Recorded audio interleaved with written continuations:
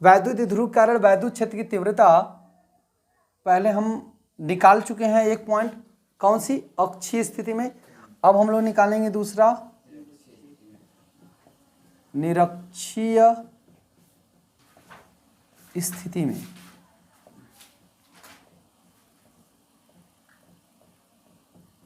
ठीक है, ध्यान से समझिए। हम यहां पे मान लेते हैं कि एक वैद्युत द्विध्रुव है।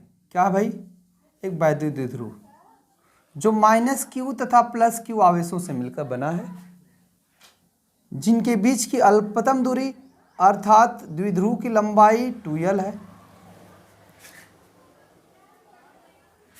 मान लेते हैं कि इसके मध्य बिंदु O से स्मॉल r दूरी पर निरक्षीय स्थिति में, अक्षीय स्थिति बोलेंगे तो इनको मिलाने वाली रेखा अक्षीय स्थिति में हो गया। निरक्षीय स्थिति में कोई बिंदु P है, कोई बिंदु P है, जहां वैद्युत द्विध्रुव के कारण वैद्युत क्षेत्र की तीव्रता क्या करनी है, ज्ञात करनी है। जहां वैद्युत द्विध्रुव के कारण वैद्युत क्षेत्र की तीव्रता ज्ञात करनी है। चलिए ठीक है, ये -q के कारण वैद्युत क्षेत्र की तीव्रता किधर होगी, आवेश की ओर होगी, और +q के कारण इधर हो जाएगी। ये सिंपल सा नियम है, समझ में आया। बताओ, +q के कारण हम E1 मान लेते हैं, पहले भी माने थे, माइनस के कारण E2। बताओ, दो सदिश राशियां एक दूसरे से इस कोण पर रहेंगी तो इनके बीच का परिणामी ऐसे जाएगा, इनका परिणामी E1 E2 का परिणामी। चलो भाई, मान लेते हैं यह कोण थीटा है, ठीक ना। जब यह कोण थीटा है तो यह दोनों रेखाएं समांतर हैं, तो यह भी क्या होगा, थीटा। चूंकि यह और यह दोनों भुजाएं बराबर हैं, ये भी क्या होगा, थीटा। क्यों बराबर है भाई, मध्य बिंदु R है, पूरा ये क्या है, R है, ये 2l है, तो इतनी लंबाई क्या होगी, ये भी l होगा, ये भी, तो ये वाला कितना होगा भाई, ये लंब है, ये आधार है, तो r² प्लस होगा ना, ये भी क्या होगा, करनी में r² प्लस l² होगा। क्यों, लंब का वर्ग प्लस आधार का वर्ग, वर्गमूल ले लेंगे तो कट आ जाएगा, क्योंकि ये 90 अंश बना है। क्लियर है, कोई दिक्कत। अब बताओ भाई कि E2 हो गया और E1, तो ये थीटा है, तो एकांतर कोण से ये थीटा होगा, संगत कोण से ये भी तो थीटा होगा। तो E1 को घटकों में वियोजित करेंगे तो E1 का ऊर्ध्वाधर घटक ये होगा E1 साइन थीटा, और E1 का क्षैतिज घटक ये होगा E1 कास थीटा।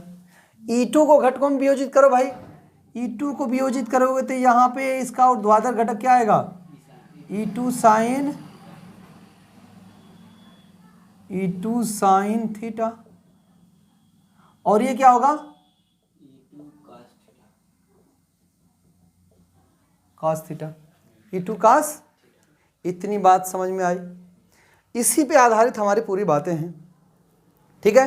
तो जस्ट अभी नोट कर लीजिए, मैं बोल रहा हूं, लिखिए, माना कोई वैद्युत द्विध्रुव, माना कोई वैद्युत द्विध्रुव -q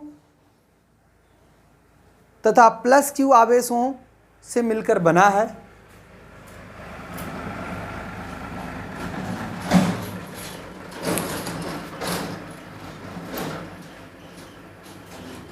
जिसकी लंबाई कितनी है, जिसकी लंबाई 2l है, जिसकी लंबाई 2l है।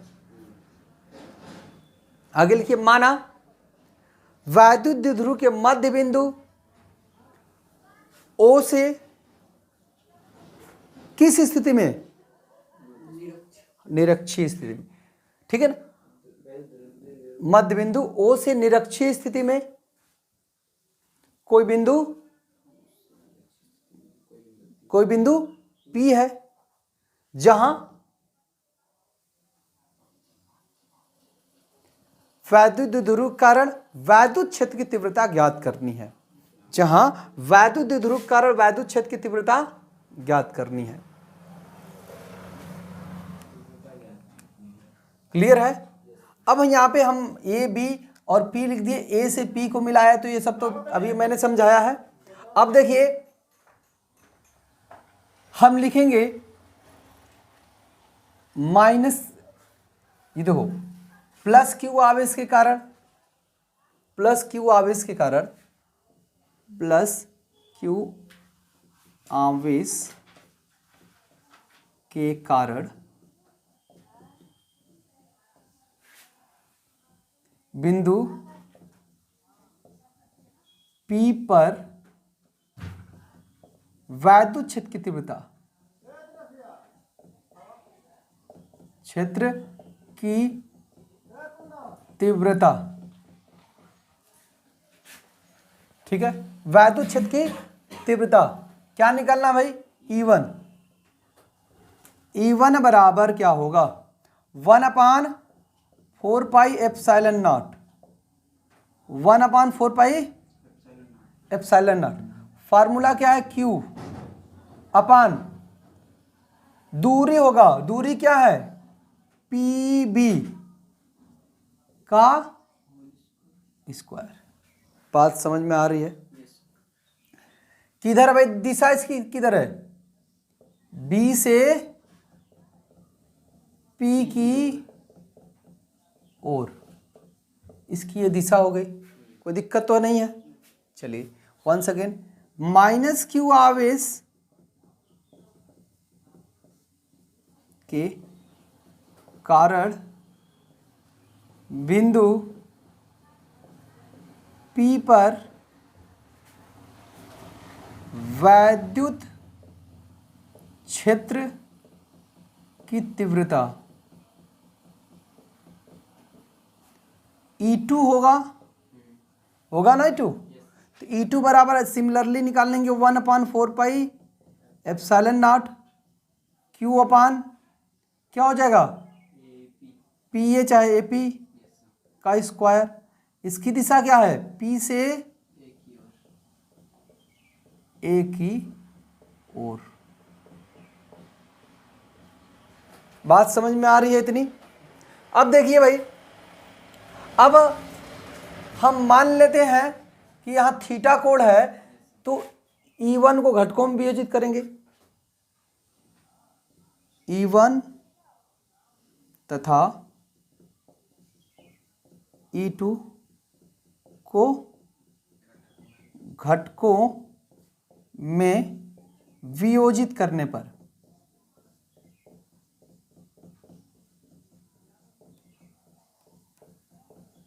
E1 तथा E2 को घटकों में वियोजित करने पर, बताओ भाई ऊर्ध्वाधर घटक क्या होगा,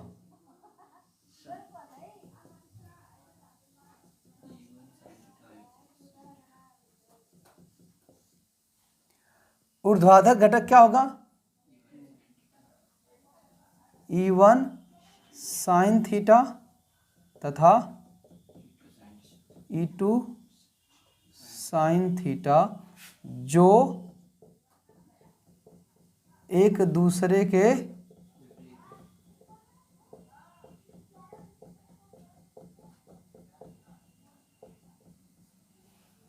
ठीक है, कोई दिक्कत नहीं।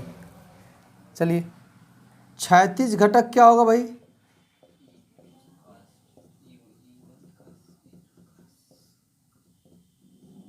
E1 cos थीटा तथा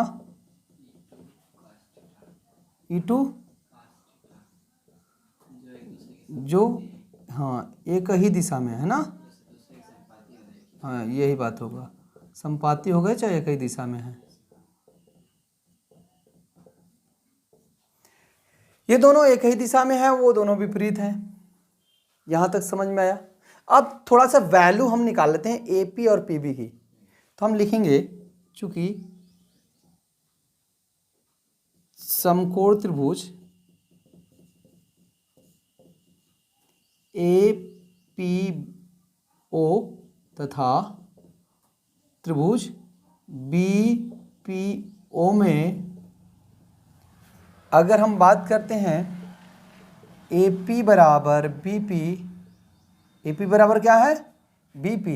देखो समकोण त्रिभुज की बात करते हैं, ये 2l था मध्य बिंदु, मैंने माना था इधर की लंबाई l उधर की लंबाई l हो गई, ये r हो गया, ठीक है ना।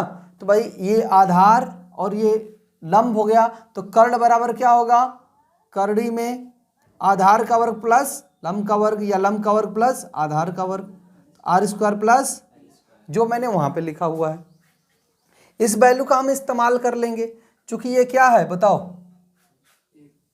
वर्ग है ना, वर्ग है, तो ए पी का स्क्वायर बराबर बी पी का स्क्वायर, यहाँ पे वैल्यू वर्ग के रूप में थी तो यहीं पे लिख लेते हैं, तो क्या हो जाएगा आर स्क्वायर प्लस, कोई दिक्कत नहीं ना। चलिए अब हम लिख लेते हैं, इसलिए E1 बराबर, जब ये दूरी बराबर हो गई तो एक बार लिखिए 1/4 pi epsilon not Q upon BP की वैल्यू कितनी होगी R square plus L square. Clear है। यही वैल्यू E2 की भी है। देखो E2 में हम PA की जगह पे लिखे, दोनों की वैल्यू सेम है ना, इस टर्म को आप याद रखेंगे, दोनों E1 और E2 क्या है आपस में बराबर हैं। ओके, तो अब हम निकालते हैं ऊर्ध्वाधर घटक का परिणामी, ऊर्ध्वाधर घटक का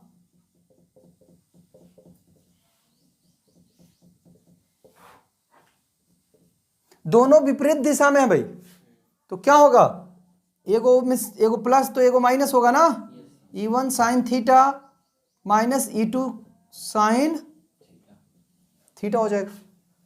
देखो आगे मैं लिख लेता हूं, E1 का वैल्यू क्या है 1/4 pi epsilon not Q upon R square plus into sine theta, फिर माइनस E2 की value 1/4 pi epsilon not Q upon R square plus, दोनों की वैल्यू वही है भाई, N2 में क्या है, यहाँ भी साइन थीटा है, कोई दिक्कत किसी को, तो जितना यह है उतना दिख रहा है ना, तो क्या हो जाएगा, ये दोनों कट जाएगा, तो इसकी वैल्यू क्या आ जाएगी, यानी हमारा ऊर्ध्वाधर घटक का परिणामी जो आ गया वो शून्य आ गया, जिसको मैं लिख सकता हूं EY। कोई दिक्कत, ऊर्ध्वाधर घटक का परिणामी हमारा शून्य आ गया। अब हम क्षैतिज घटक की बात करते हैं, ठीक है, क्षैतिज घटक निकालते हैं, तो क्षैतिज घटक का परिणामी, जिसको हम EX से डिनोट कर रहे हैं, EX बराबर क्या होगा बताओ भाई, क्षैतिज घटक में दोनों E1 cos थीटा और E2 cos थीटा दोनों एक ही दिशा में है कि नहीं है, एक ही दिशा में है, तो दोनों क्या हो जाएंगे, जुड़ जाएंगे ना, E1 cos थीटा प्लस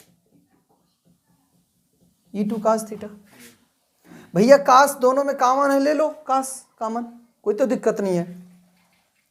चलो E1 plus E2 cos theta हो जाएगा। अब हम जान रहे हैं, देखो EX बराबर, ये दिख रहा है ना, तो ये हो जाएगा 1/4 pi epsilon not into Q upon R square plus L square, आ plus 1/4 pi epsilon not Q upon plus L square, इसके बाहर क्या है आपका भाई cos थीटा। एक बार देखो, जितना हाई है उतना, ये दोनों एक ही बराबर है, दोनों को हम जोड़ सकते हैं कि नहीं जोड़ सकते हैं, जोड़ देंगे तो क्या होगा, चलो इधर कर दे रहे हैं हम, ठीक है, तो चलो यहाँ पे EX बराबर कितना हो जाएगा 1/4πε0। 2 हो जाएगा तो मैं 2q लिख दे रहा हूँ बटे में r² प्लस l² इंटू ये कास थीटा कब्बे का लेकर घूम रहे हैं, इसका वैल्यू निकाल लेते हैं। देखो कास थीटा की वैल्यू आपको निकालना है किसी भी त्रिभुज में लिखो, चाहे इसमें देखो चाहे इसमें, ठीक है। त्रिभुज किसी में देखो, हम AOP की बात कर रहे हैं, त्रिभुज AOP में देखेंगे तो कास थीटा बराबर क्या हुआ, आधार बटा में कर्ण, तो यल बटा में क्या आएगा √r² प्लस आएगा कि नहीं आएगा। चाहे तुम इसको देखो तो भी यल बटा में इतना, और इसको देखोगे तो भी यल बटा में आधार बटे कर्ण होता ही है, कोई दिक्कत। ये वैल्यू यहाँ पे हम रख लेते हैं, कास थीटा का वैल्यू क्या हो जाएगी यल बटा में √r² प्लस, यहाँ तक बातें समझ में आ रही हैं। चलो भैया एक घाती है और करडी का मतलब आधा घात, करडी का मतलब होता है 1/2 घात और 1, तो 1 प्लस 1/2 घात जोड़ोगे तो कितना आएगा 3/2 आएगा। चलो यहाँ पे हम करते हैं EX बराबर क्या होगा बताओ 1/4πε0, ऊपर क्या लिखोगे 2q है और यल का गुणा कर लो बटे में नीचे वाला 1 घात इसका और आधा घात इसका, तो क्या होगा r² प्लस l² के पावर में कितना 3/2 हो जाएगा। जब हम अक्षीय स्थिति पढ़ रहे थे तब भी मैंने आपको बताया कि भैया देखो r क्या है बहुत बड़ा है, किससे l से, इसलिए r² तो l² से और बड़ा हो जाएगा। अतः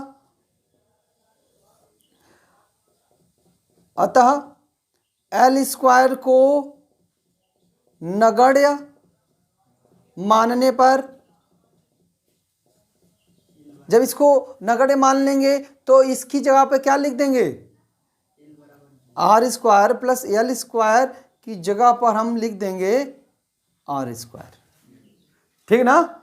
इसकी जगह पर पूरा हम क्या लिख देंगे r²। तो देखिए आपका EX बराबर क्या आ जाएगा बोलो 1/4πε0, ठीक है। उसकी भी वैल्यू रख देते हैं, क्या यहाँ पे रख देते हैं, चूंकि बताओ इसकी वैल्यू भी रख देते हैं, चूंकि P बराबर क्या होता है 2QL होता है ना भाई, 2 गुणे Q गुणे L होता है, इसकी जगह पे हम P लिख देते हैं, इसलिए EX बराबर हो जाएगा क्या 1/4πε0 P बटे में r² के पावर 3/2। सबको पता है कि घात के ऊपर घात होती है तो कट जाती है, तो ये 2 से 2 क्या हो जाएगा कट जाएगा, तो क्या बचेगा EX बराबर 1/4πε0 P बटे में r की घाते q। यह हो गई आपके किसका परिणामी, निरक्षीय स्थिति में क्षैतिज घटक का परिणामी है। तो कुल परिणामी कितना होगा उसको निकाल लेते हैं, टोटल परिणामी। वैसे तो यहीं पे छोड़ देते हैं, किताब में ऐसे भी छोड़ दिया है यहाँ पे, लेकिन हम वास्तविक में होता जो है उसको हम कॉन्सेप्ट पे चल रहे हैं। तो भाई क्षैतिज घटक का परिणामी इतना आया, ऊर्ध्वाधर वाला 0 हो गया, तो कुल परिणामी जो होता है उसको कर लेते हैं। बिंदु P पर वैद्युत क्षेत्र की तीव्रता का परिणामी E बराबर क्या होगा, करड़ी में EX² प्लस EY² होगा। बात समझ में आई कि नहीं। जो परिणामी होता है पढ़े हो कक्षा 11 में, R बराबर करड़ी में A² plus B² plus 2AB cos theta. तो भैया cos थीटा का मान 90 हो गया। देखो ऊर्ध्वाधर और क्षैतिज जो है इनके बीच का कोणवा कितना होगा भाई, परिणामी हम किसका निकाल रहे हैं, ऊर्ध्वाधर घटक और क्षैतिज घटक का, तो दोनों के बीच का कोण कितना हुआ 90। तो cos थीटा का मान 90 रखोगे, थीटा का मान 90, तो cos 90 बराबर 0, तो क्या बचेगा A² प्लस B²। A की जगह पे आपका क्या है EX और B की जगह पे ई वाई। तो भाई आगे खत्म हो गया। तो ई बराबर क्या होगा भाई, अंडर रूट में ई एक्स का स्क्वायर प्लस ई वाई का मान कितना है, तो 0 हो जाएगा। तो क्या हो जाएगा, ई बराबर ई एक्स, अर्थात जो आपका परिणामी आएगा वो ई एक्स के मान के बराबर जो यहाँ आया था 1/4 पाई एप्सिलॉन नॉट क्यू अपान, अरे पी है ना, क्यू हम लिख रहे हैं, पी अपान आर क्यू। अब सवाल आता है इसकी दिशा किधर होगी, दिख रहा है आपको, एकदम साफ साफ दिख रहा है, माइनस आवेश की ओर, माइनस आवेश की ओर इसकी दिशा होगी, यानी बिंदु P से क्षैतिज किस ओर, माइनस आवेश की ओर। ठीक है, हाँ, द्विध्रुव आघूर्ण के उल्टा, आघूर्ण की दिशा तो इसके अनुदिश होगी, माइनस से प्लस की ओर। ठीक है, तो यहां पे जो दिशा इसकी आ गई वो इसकी दिशा जो है, यहां पे हम लिख दे रहे हैं दिशा, ई की दिशा, दिशा बिंदु P पर किधर से होगा, माइनस क्यू से, अरे नहीं उल्टा लिख रहे हैं ना, माइनस क्यू की ओर ना।